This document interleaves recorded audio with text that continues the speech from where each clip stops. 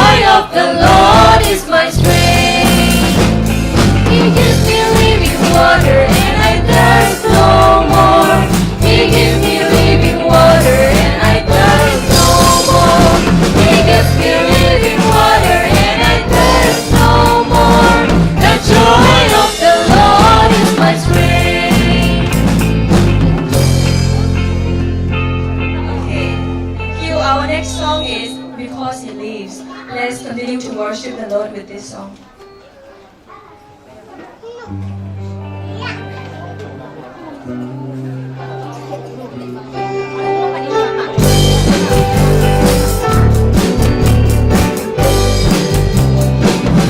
God sent His Son, they call Him Jesus. He came to love, heal and forgive. He lived and died to buy my pardon. An empty grave is theirs to prove my Savior lives. Because He lives, I can face tomorrow. Because He lives, all fear is gone. Because I know He holds the future, and life is worth living just because He lives. And then one day I cross the river, and I'll find lives, find a work day. And then as death gives way to victory, I'll see the lights of glory, and I know He reigns. Because He lives, I can face tomorrow. Because He lives, all fear is gone.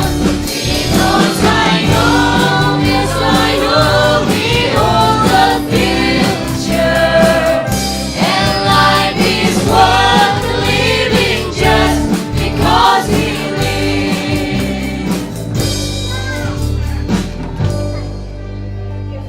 Let's continue to sing a song called Shout to the Lord.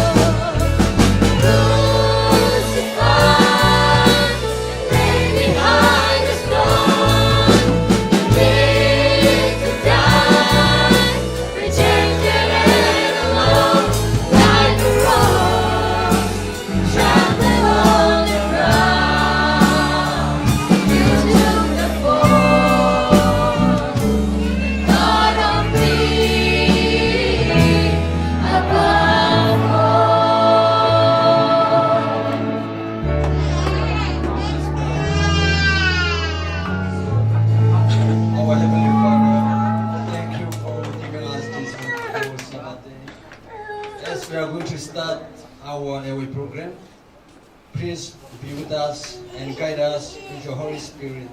In Jesus' name I pray.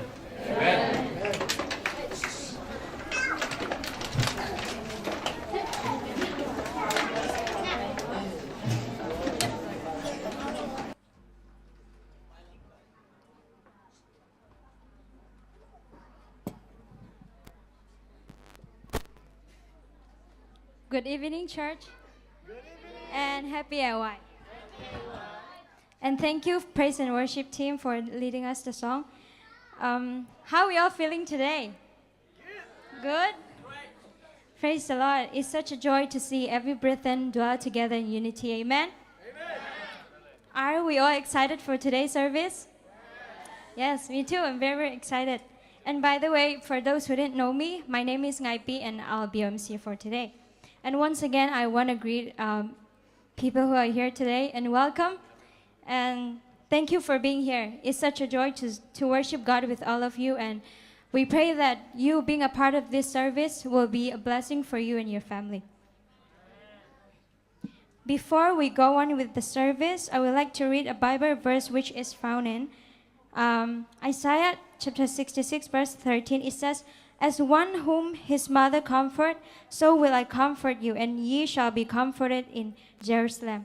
This verse serves as a reminder that you can always turn to God for support and trust that He will there for you no matter what. Okay, without further ado, let us now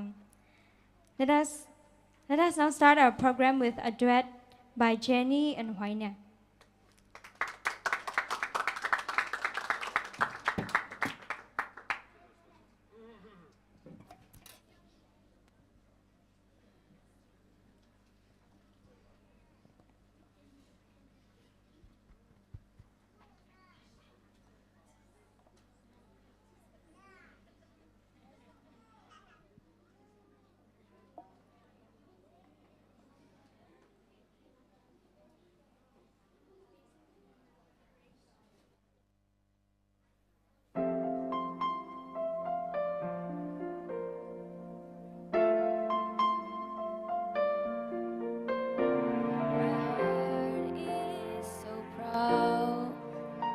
My mind is so unfocused.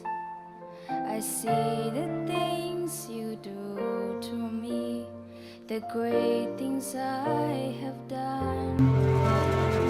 And now you gently bring me, and lovingly you take me, and hold me as my Father, and mold me as my Maker. I ask you how many times will you pick me up when I keep on letting you down, and each time I will fall short of your glory, of our forgiveness abound, and you answer my child, I love you, and as long as you're seeking my face, you walk in the power of my daily sufficient grace.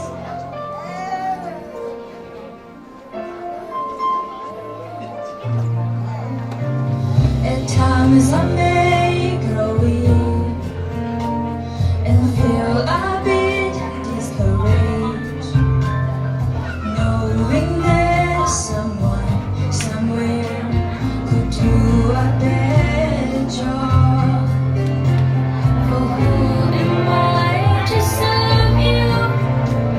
I know I don't deserve you, and that's the part that burns in my heart and keeps me hanging on. I ask you how many times will you pick me up when I keep on letting you down, and each time I will fall short of your glory, of our forgiveness abound, and you answer my child, I love you, and as long as you're seeking my face, you walk in the path of my daily sufficient grace.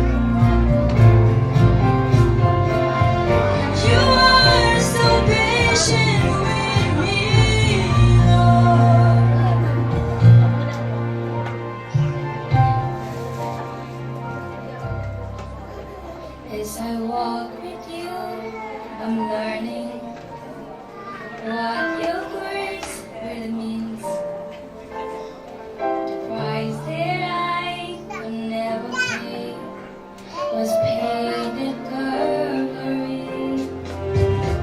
So instead of trying to repay you, I'm learning to simply obey you by giving out my life to you for all that you've given to me. I ask you, how many times will you pick me up? And I keep on letting you down. And each time I will fall short of your glory, how power forgiveness abound. And you answer, my child, I love you. And as long as you're seeking my face, you walk in the path of my daily sufficient grace.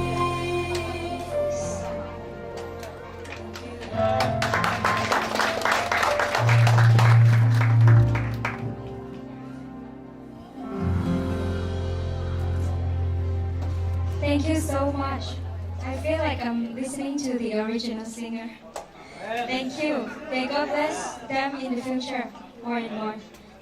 And now it's the time for our pledge, and it will be led by David Monte, and Pastor Daniel will pray for us.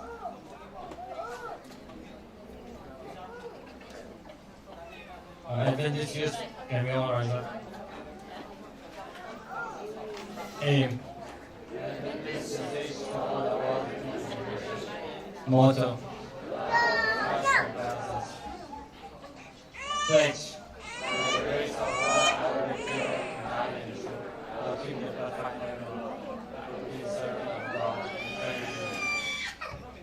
Law.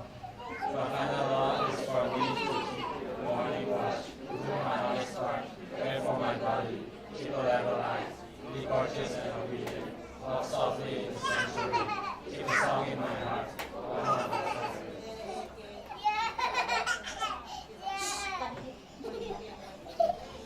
Let us bow down for prayer. Loving Father, who art in heaven, thank you so much for giving us this beautiful opportunity to praise your name and to worship you. Lord, at this time, as the youth are standing before you and giving oath that they are living and ministering according to your will, Lord, may you be with them and may you fulfill whatever they are giving oath. Lord, please bless them. May this Adventist youth be like Daniel and his children, who are always submitted their life into your hand and never bow down, that the image or the worldly pleasures that is made by Satan and his followers, Lord, may you have them to faithful throughout their life. We submit their life into your hands, and we praise your name that you are willing and always be ready to help them. Thank you so much for everything, and we submit our life into your hand. We submit all the program into your hand. May your name will be glorified. In Jesus' name we pray. Amen.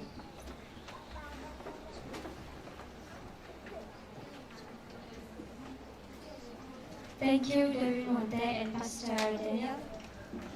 And now I would like to call Timothy to sing a special number.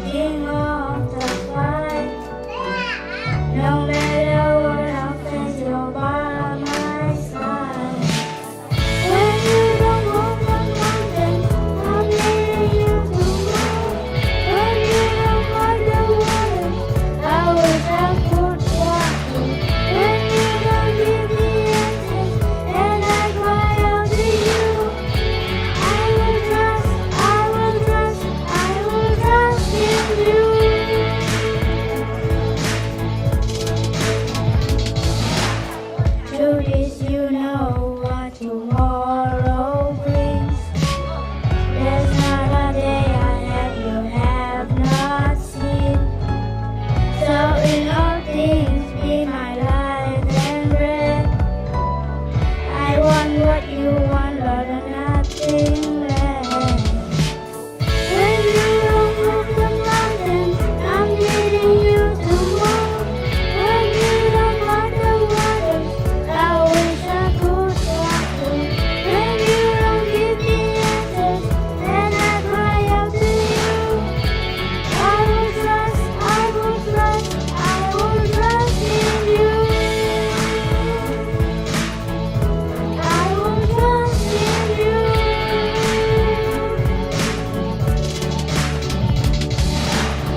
You are my strength and comfort. You are my steady hand. You are my firm foundation. No longer which I stand. You are always higher. Your grace are always true. This kind of place where I am, you not already true. When you remove the mountains, I'm needing you to move. When you don't part the waters, I wish I could walk through. When you don't give the answers, then I cry out to you. I will trust, I will trust, I will trust in you. I will trust in you. I will trust in you. I will trust in you.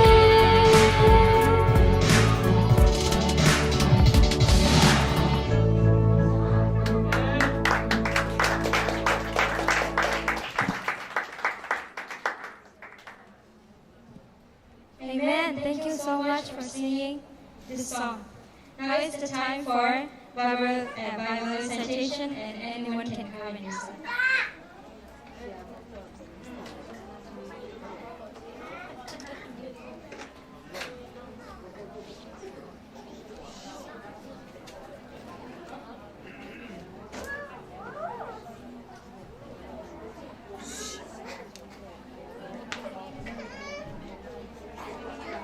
John chapter 10, verse 11.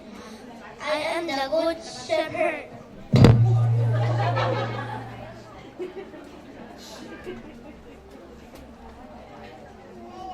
But anyone who does not love does not know God, for God is the first. John chapter 4, verse 8.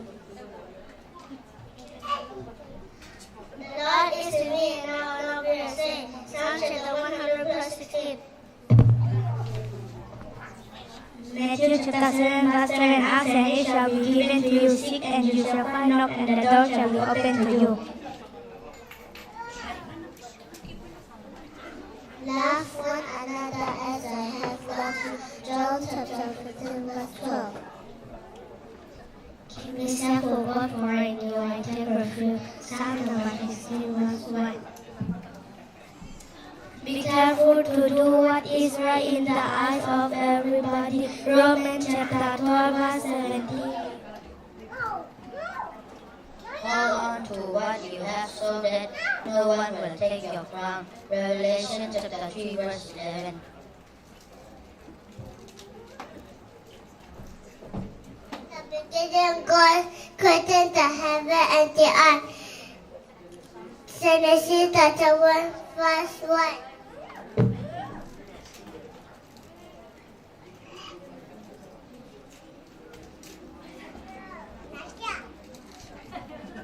God came into existence. In him was life, and the life was the light of men.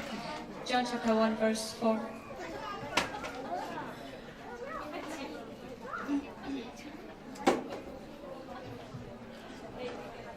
John chapter 1, verse 5. And the light was shining in the dark. It is not overcome by the dark. Psalm chapter 37, verse 3. Trust in the Lord and do good. Forgive and you will be forgiven. Luke chapter 6, verse 37. In the beginning was the Word, and the Word was with God, and the Word was God.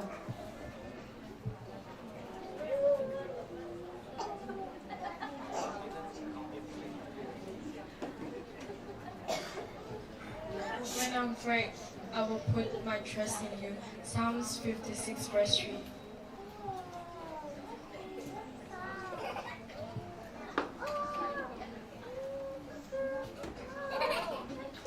In the beginning, God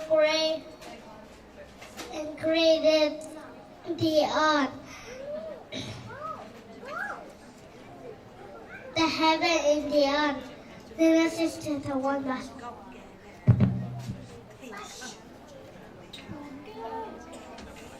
Therefore keep watch, because you do not know the day or the hour. Matthew chapter 25 verse 13.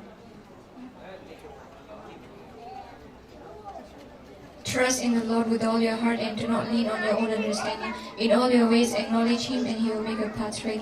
Proverbs chapter 3 verses 5 and 6.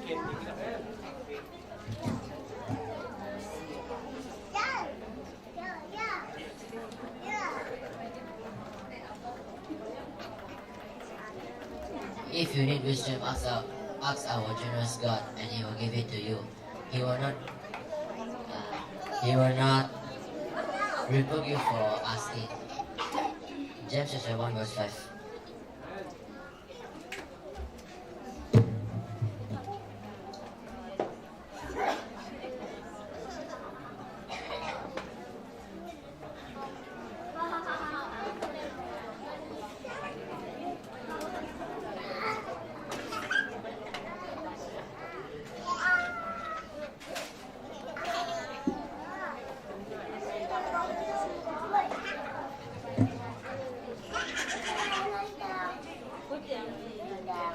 Thank you, everyone.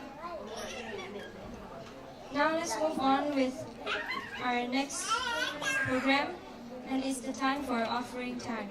And I would like to invite Jing Jing, and Jing Nu to collect our congregation, and Brother Biakinnpi will pray for the offering. And while this is happening, we will listen a group song from our leaders.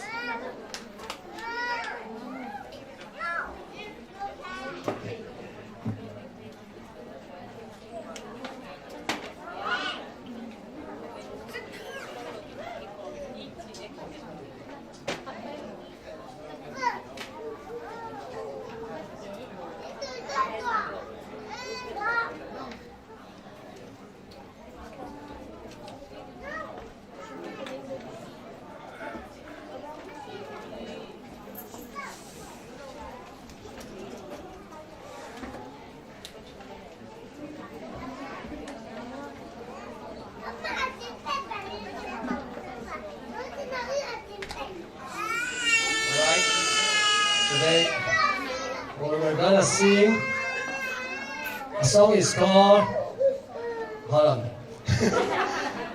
Where Could I Go, alright?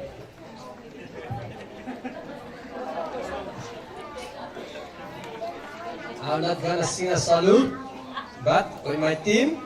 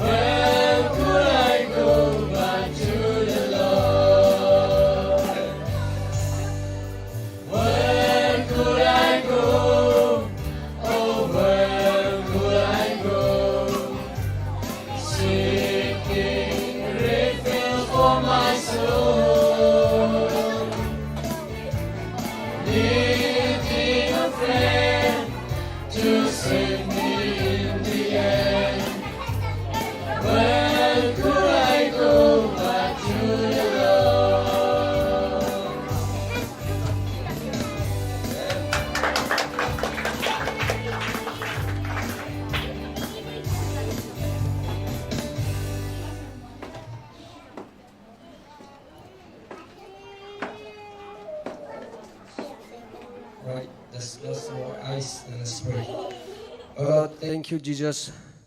Thank you for today, and you have planned good for us and for your glory. As we come today, not only our body and some of our money, as a response of your goodness, we ask you that you receive our offering and continue to supply all our needs. May your peace be on our heart. And I pray in Jesus' name. Amen.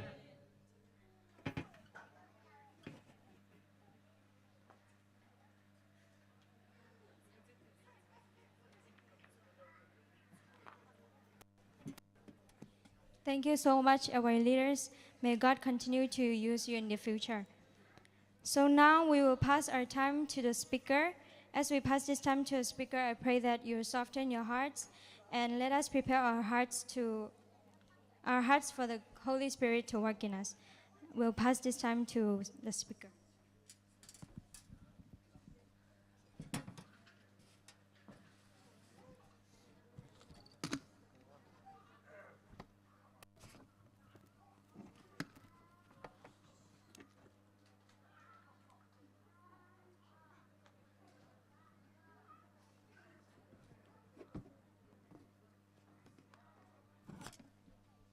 Hello.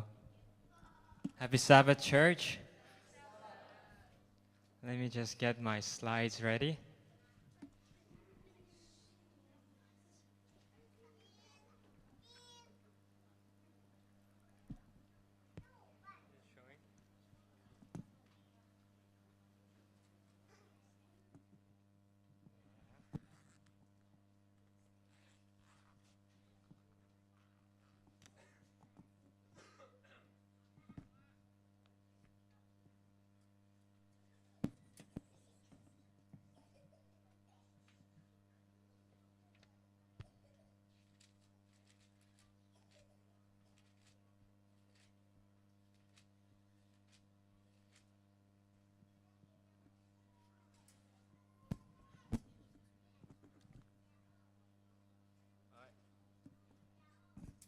So before I start, just check if it's working. All right. So before I start, I just want to give a brief introduction to what we're doing. Here in the Disciples of Truth, we have Zoom weekly meetings. In our Zoom meetings, we have Bible studies where we study the Bible. And since right now we will have Zomi service, I'll try to speak in Zomi for a while. And here, Disciples of Truth, go Zoom meeting này ngay na. Zoom meeting here, lai xiang thâu bằng chỉ coi chỉ đàn xin đình chỉ hong đó, cái bản ngay na, chẳng tu ni makai ding pen Dr. Sum bok hi na. So he Zoom meeting pen kakada voi ni kinai ngay. Chẳng naman ule ang join in la here, coi chỉ lai xiang thâu pen coi pan sim ding ai cái lại itelo chẳng bằng hi ding, thuốc zo coi chỉ xin thầy ding. Chỉ to kisay na Dr. Sum bokin tu niyong makai ding na dot na na yale dente katugen kite ang dong te na. Yeah, I'll just let you all know that. And we go right to the sharing. So over here we have King Cyrus. King Cyrus is a king of the Middle Persians. And King Cyrus, according to Isaiah 45, he was known as the anointed one or the anointed king. And he was a very special king. But today I don't want to talk about him. I want to talk about his general. He had one faithful general. He had a faithful servant. And this servant was so faithful to him. So he's the king of Middle Persia. And during that time, the Babylonians, they were under Middle Persia. And so after many years of being under Middle Persia, the Babylonians, they tried to form an alliance to be able to attack Middle Persia again. So King Cyrus, his general, heard about it. So what he did next would really surprise you and me. I mean, it surprised me when I read it. So this general, this faithful general of King Cyrus, he decided to cut his hand. He decided to pull out his eyes. And he decided to get a lot of scratches in his body. And he went to the Babylonians and he said, King Cyrus, he did this to me. He did this to me. So I don't want to work for him. I want to go against him. And then when the Babylonians, they found that they saw this general with so bruised and without an eye, they believed him. And they thought that, yeah, if we have this general in our side, maybe it would be very important, right? Like we'll really be able to overtake Middle Persia.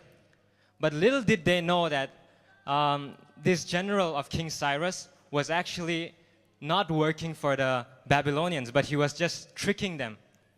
And after a while, right before they were going to attack Middle Persia, the general went to King Cyrus and he told him everything about their plan. And King Cyrus wiped out the whole people who were going against Middle Persia. And what I want to tell you all is that, this king, he had this faithful general who was willing to sacrifice his body to pluck out even his own eyes for his earthly king. And how about us? How about us Christians, right? How far are we willing to go for Jesus? How far will you go for me? Jesus is saying that. So before we go on any further, let's have a word of prayer. Let's pray. Our loving Father in heaven, I pray that your Holy Spirit will be with us here. And Father, I pray that you please bless my lips here so that as I speak, O Lord, you may be speaking through me. Because if I speak by myself, O Lord, it will be but a youth who is wasting people's time. So I just pray that your Holy Spirit will be here with us. In Jesus' loving name I pray. Amen. So if you have your Bibles, let's go to Mark chapter 10. Mark chapter 10. If you have your Bibles, go to Mark chapter 10. And this is the story of the rich young ruler. The rich young ruler. Ellen White says in her writings that she said a lot of Adventists these days are like the rich young ruler. Are like the rich young ruler.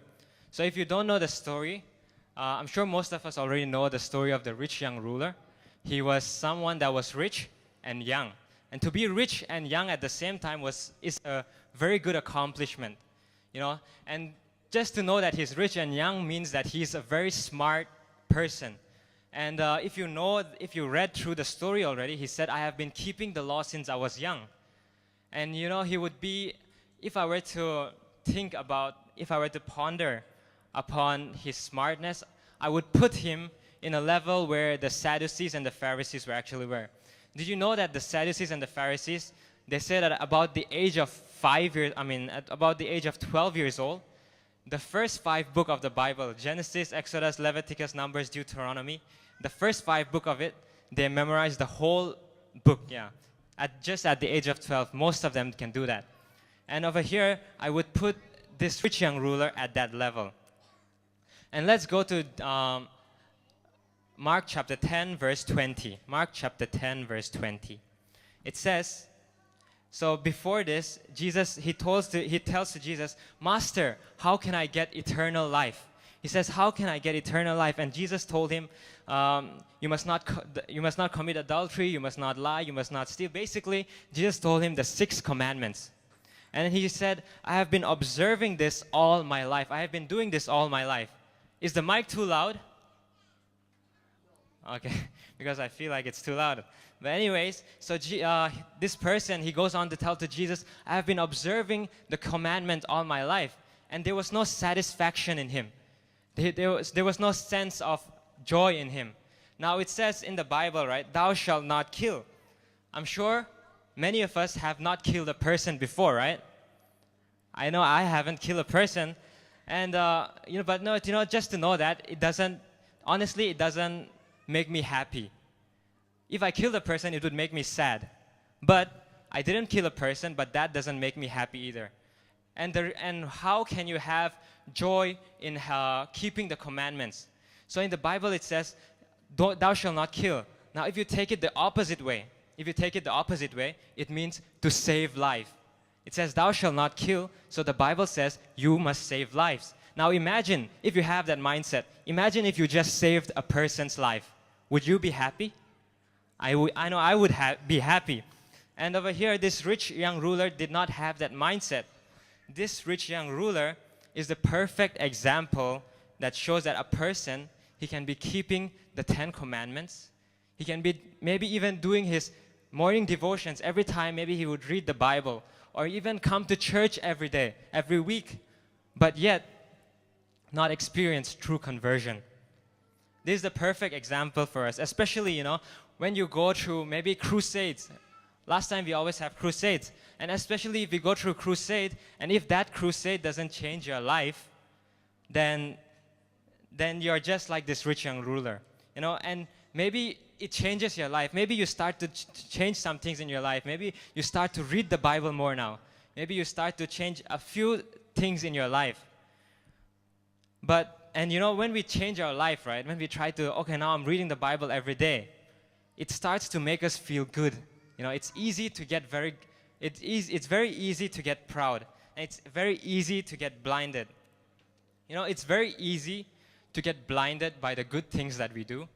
Like, I can be reading the Bible every day, and without realizing, I may think of myself as a very good person. And when someone does not read the Bible every day, and he's a Christian, in my mind, I can already be judging him. So it's very easy to be blinded by ourselves. That's why we need a wake-up call. And there was one time I was canvassing. I was selling books. And when I was selling book, I met a lady. And this lady, she told me, I don't want to go to church anymore. I don't want to go to church. And we asked her, why? Why don't you want to go to church? And this lady said, the church is filled with hypocrites. It's filled with hypocrites. Like, I've been paying my tithe faithfully. I've been paying my offerings faithfully. And the pastor, he just took all of this money and he ran away from the church. That's why I don't want to go to church anymore. She said like that. And I was thinking, like, aren't we all hypocrites? Isn't that why we actually need the church? And one thing I would like you all to know is that, even though maybe you are an AY leader or maybe you are a faithful member over here, I just want to let you all know that the church does not need you. You need the church. The church does not need any of you. This church does not need me to continue the service. I need the church. I need the church. We should have this attitude over here. Sometimes we think that we are needed in some certain aspects of our church, but the church does not need us. We are the ones that need the church. So don't ever think that God needs me. You need God. But God wants you. God wants you. That's the difference. And sometimes, we need a wake-up call. The church does not need you. We need the church. And, it's very easy to be blinded to when we do something good, to think that we are actually good people. If you know Peter, the example of Peter, if you read Galatians chapter 2, you will find that Peter, he was going to eat with some people. And as he was going to eat with some people, he was sitting. And there were some group of Gentiles, people who were not Jews over there. And there were some groups of Jews. And when Peter saw that distinguishment, he decided to sit with the Jews. And he decided to ignore the non-believers. And when Peter, when he did that, Paul had to go to him and scold him in front of everybody. And when you think about it, this is the same man that preached to thousands of foreigners in the book of Acts. This is the same man that baptized thousands of people in just a day. And this is the same man that God gave a vision to go to Cornelius to give a message that God accepts the Gentiles as well. And over here, after all of that experience, he's yet in this distinguishment, sitting with the Jews and showing a distinguishment that he does not want to sit with the Gentiles. And sometimes we need God to open our eyes to see like this over here. We need Paul in our lives to be able to give us a wake-up call to see that we need to be more like Jesus and not to be blinded by the things that we do. And if we go on to read Mark chapter 10, verse 21 to 22, it says, Then Jesus, beholding him, loved him, and said unto him, One thing thou lackest. Go thy way, sell whatsoever thou have, and give it to the poor, and thou shalt have treasures in heaven, and take up thy cross, and follow me.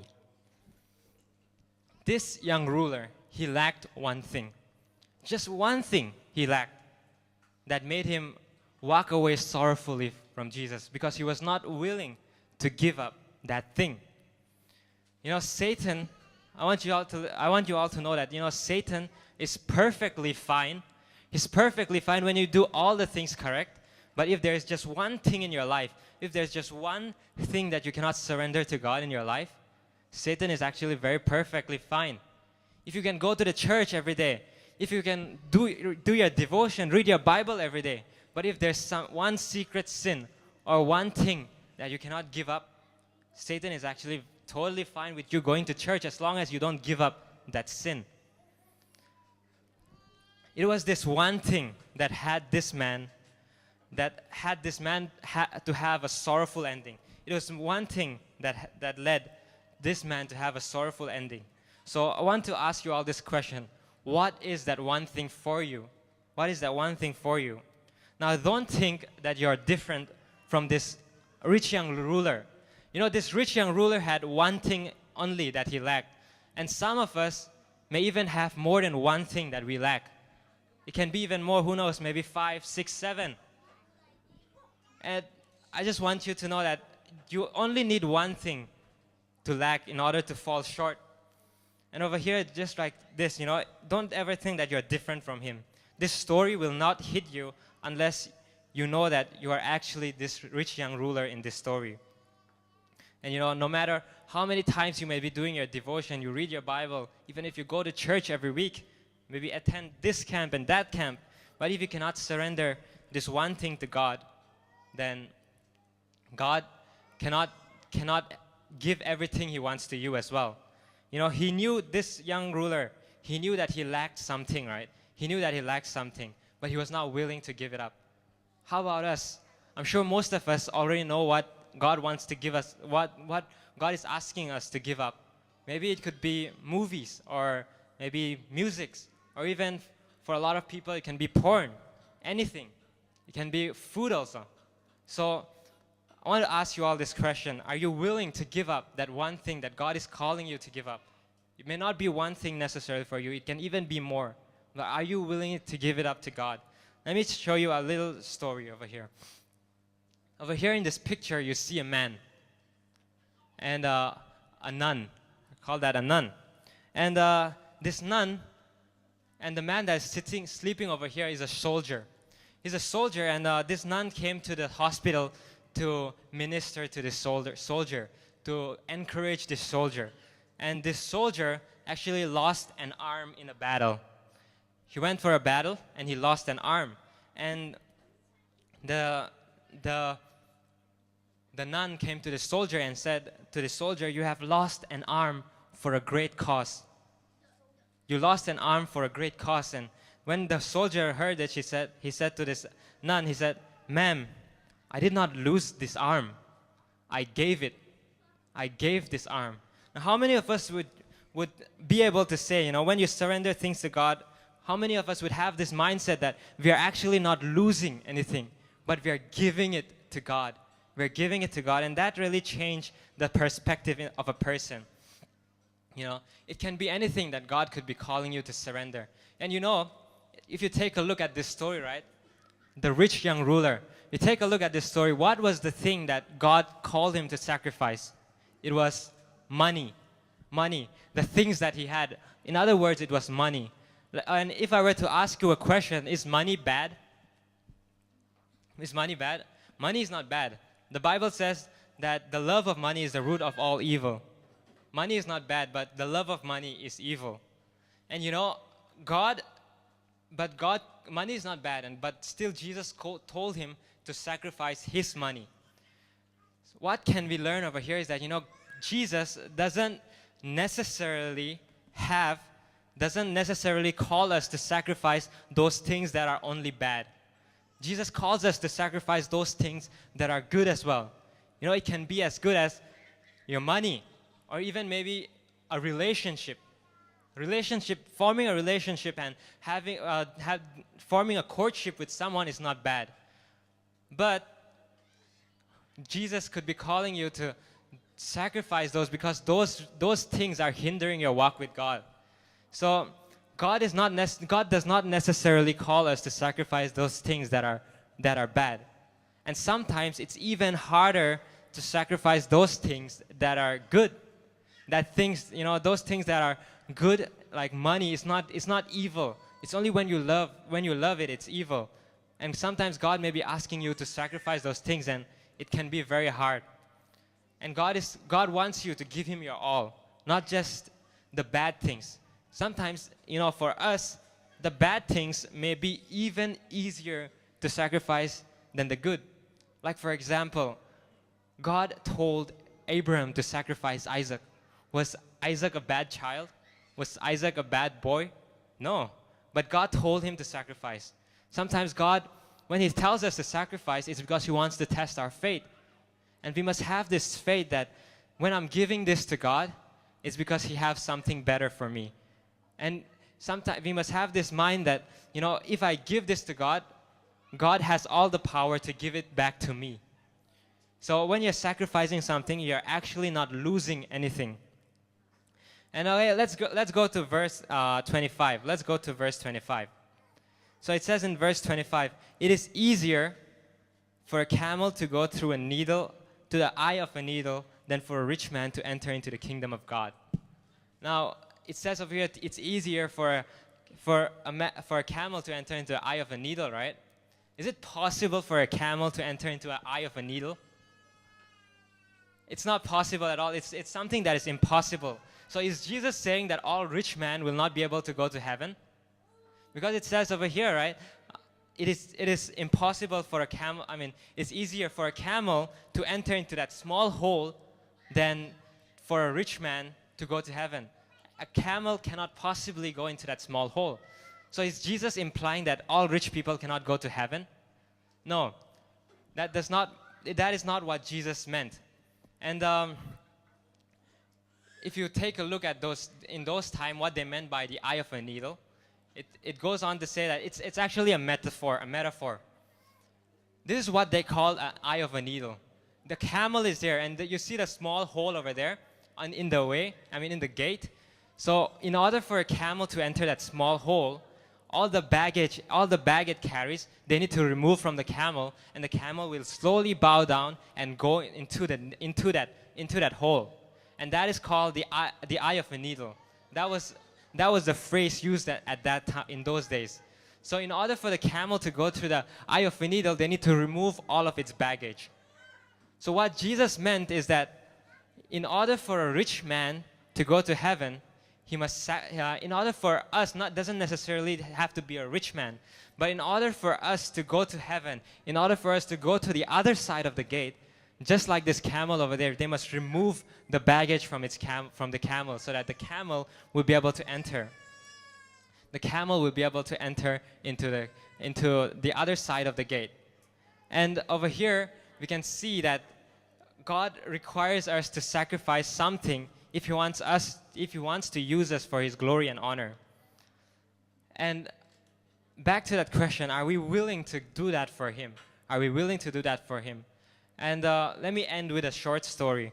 Some of you may have heard of it before, but this is the story of Martin Henry. Martin Henry was a Bible scholar in Cambridge. He was a Bible scholar in Cambridge, and he was a genius. He was very smart in his work, and he was someone that was very capable of many things. And the resource say that Martin Henry was hideous to look at. People say that he was a very ugly person, and because of that, he was very insecure about his own looks. He was very scared to be in crowds, and he was a very small man. And Martin Henry, he fell in love. He fell in love with a girl named Lydia.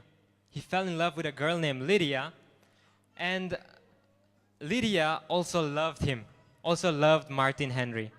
Lydia loved Martin Henry for the mind that he had, because Martin Henry was a very good guy, and Lydia loved him because of that.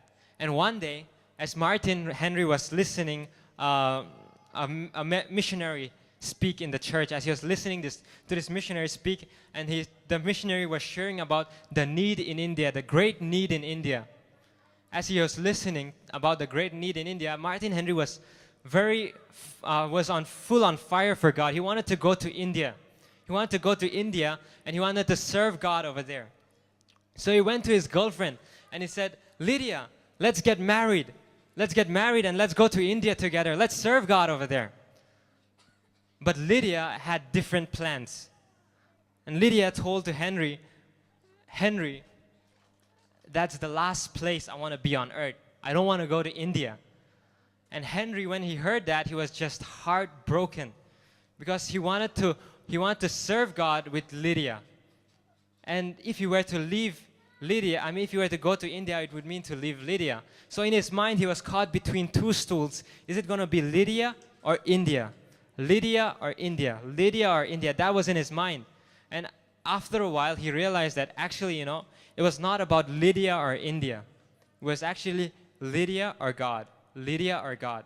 You see, sometimes the questions that God puts in our mind, maybe God is calling you to sacrifice something. Maybe God is calling you to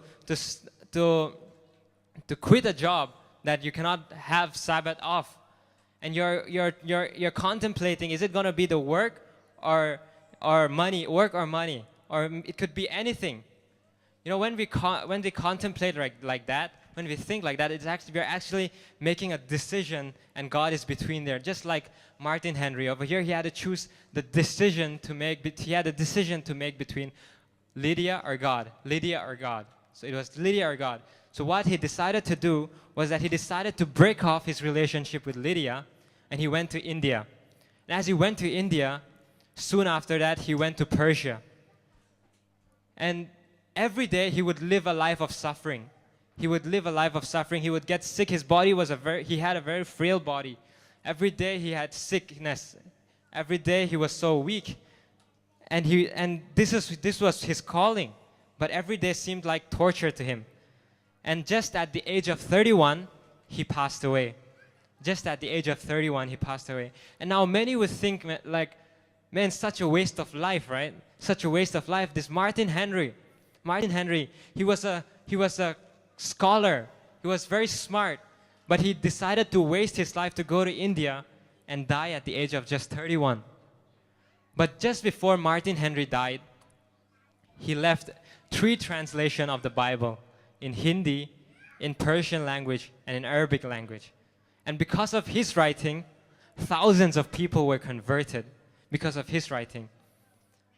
Sometimes the sacrifice that God calls us to make may seem foolish to the world.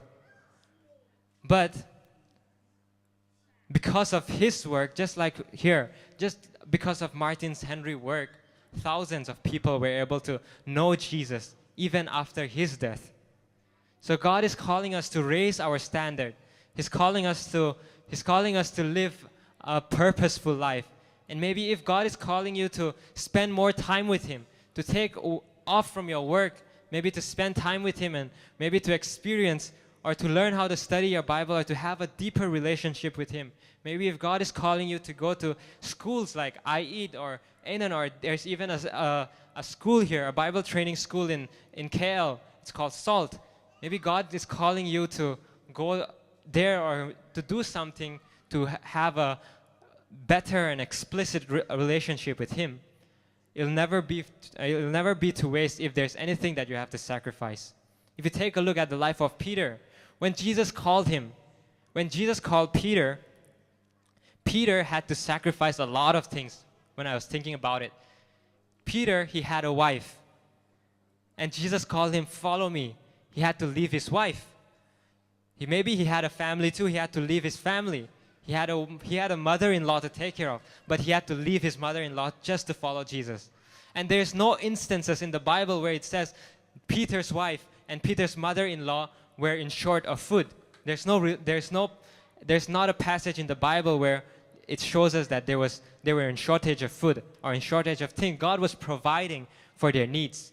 So what we can see is that when God calls us to sacrifice something, or when God calls us to work for him, He's expecting us to have faith in him that he's able to take care of the things that is out of our control. And that all you just need to do is to obey him. Yes. So praise God.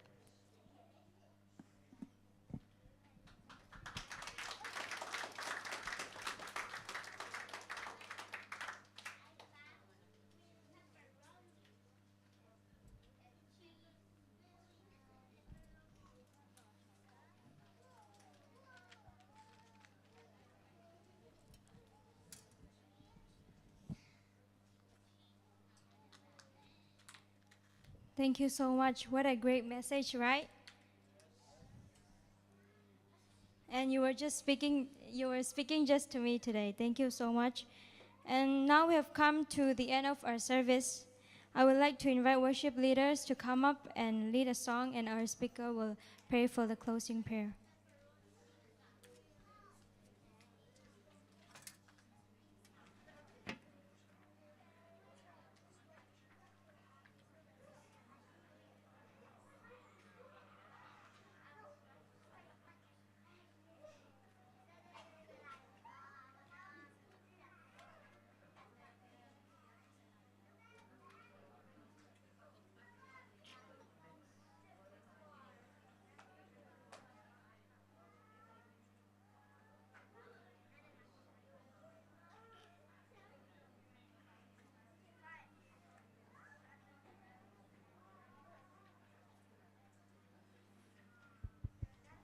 มาหุ่นเบยแต่ใจเปล่าๆนี่มั้ง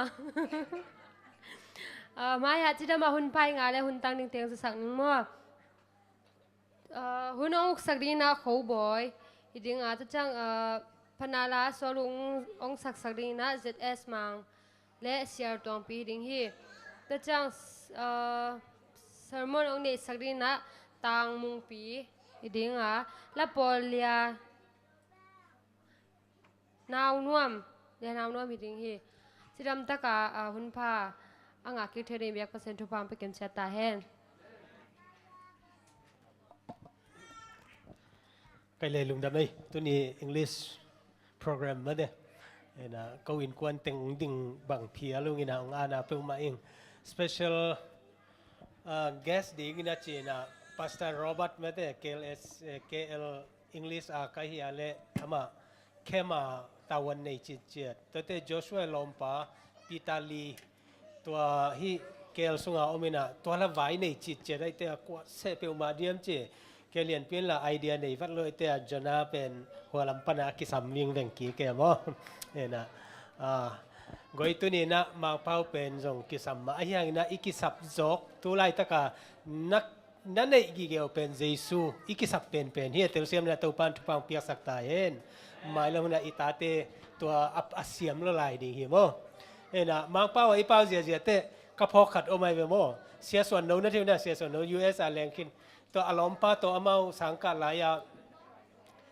มังเป้าบังจะตั้มเทกิเดมเจียไปมั้งกิเดมินะเงินแต่ละดอกมั้งแต่บัฟฟาโลจีดานะกิเดมินะอัดให้ตัวกูเบย์ใต้แต่อารมณ์ปัน one อารมณ์ปัน two three four เบย์ที่มาเลย one two three four ตัวกิดองตาหิจิมอกันไปมั้งตัวจังมังเป้าเทนานำข้าแต่โมลุงดำฮังเอที่เป็นตาเตขันตัวไหนนี่ดังเตตัวสร้างปฏิสเปนตำจลายดิ้งเตขังโนเตนะของบางขันนบ call program จงเมื่อเตตัวนบจิตกินาจังลายนี่ call เป้าจงเสียมดิ้งมังเป้าจงเสียมดิ้งโจเป้าจงเสียมดิ้งโมลุงดำเปิลมาตัวนี้องกิเฮลตาเตตัวปันทุพังเปียเฮนละองมาไก่ตัวเซลตาเฮน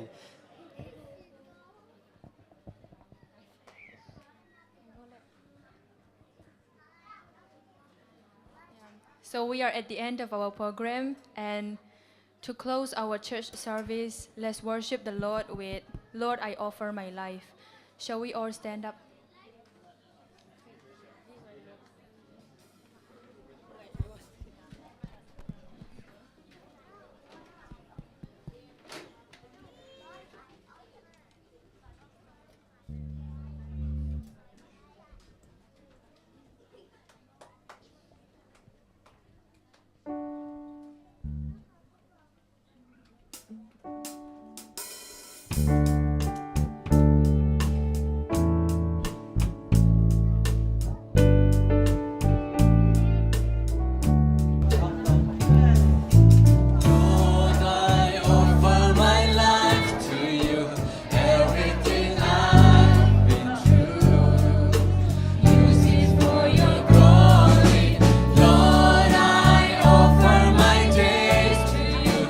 Lifting my praise to you.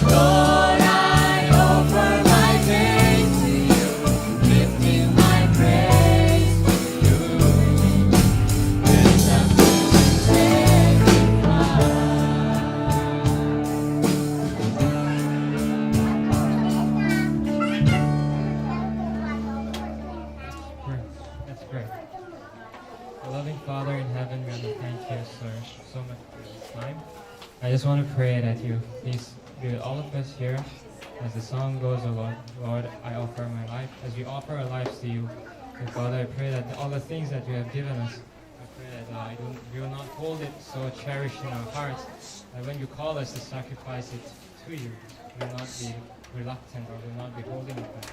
But Father, I pray that you please soften our hearts and minds so that we'll have the desire and the strong, willing heart to give it all to you. In Jesus' loving name I pray.